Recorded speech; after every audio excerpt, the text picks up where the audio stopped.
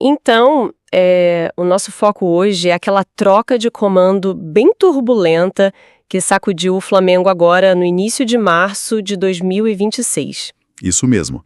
E na mesa a gente tem artigos esportivos, aqueles relatos mais quentes da imprensa e, claro, os comunicados oficiais. Exato. A missão dessa nossa investigação de bastidores é justamente entender as engrenagens complexas do futebol, né? Como uma demissão surpreendente e a chegada de um novo técnico revelam crises de comunicação. E promessas quebradas e tensões de liderança. E olha, o gatilho de tudo isso carrega uma dose imensa de ironia, porque... A demissão do Felipe Luiz. Sim, logo depois de uma vitória esmagadora de 8-0 sobre o Madureira. Pois é. O que chama a atenção logo de cara é que essa goleada não teve peso absolutamente nenhum na decisão. O destino já estava selado. Já, totalmente. O presidente do clube, o Luiz Eduardo Batista, o BAP, já costurava a contratação do português Leonardo Jardim. Para um contrato longo até o final de 2027. Isso.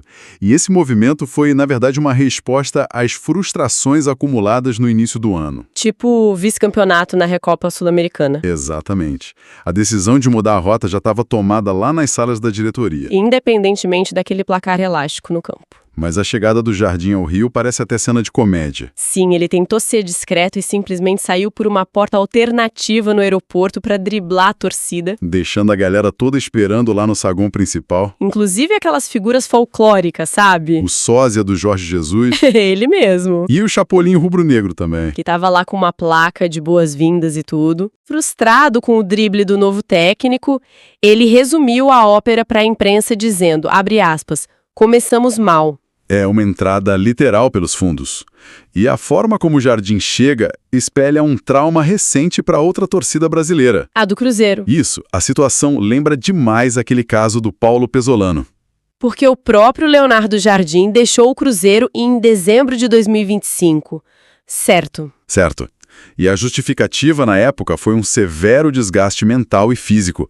Ele pediu um período sabático. A mensagem que ficou subentendida para todo mundo foi que ele não assumiria o comando de rivais tão cedo. Mas ele fechou com o Flamengo poucos meses depois. E por causa disso, passou a ser taxado nas redes sociais como Judas pelos cruzeirenses. Exato. E com todo esse histórico, o clima interno no Flamengo virou uma panela de pressão. Os jogadores foram pegos totalmente de surpresa com a demissão do Felipe Luiz. Descobrindo a notícia praticamente junto com a imprensa, o que é um absurdo. Essa quebra de comunicação escancarou um desgaste crônico do elenco com o diretor de futebol. O José Botto.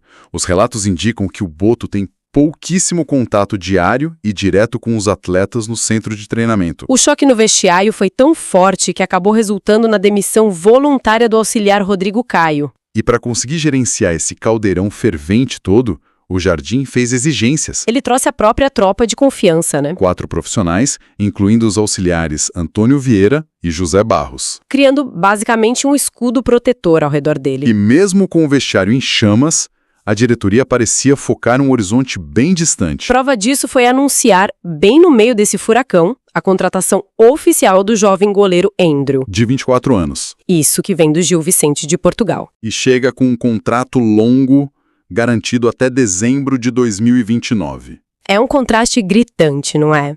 Planejamento de longo prazo acontecendo enquanto o presente pega fogo. Com certeza. E ouvindo toda essa história do Jardim entrando pelos fundos e os jogadores descobrindo a demissão pela TV... É impossível não ver o futebol como um espelho do mundo corporativo. A falta de transparência da liderança destrói a equipe. Quando o líder chega escondido e falha na comunicação básica, a confiança é a primeira coisa a ruir. Seja num escritório ou lá no Maracanã. O que levanta uma questão bem provocativa para a gente encerrar a nossa investigação de hoje. Qual é o verdadeiro valor da palavra no mundo de alto rendimento?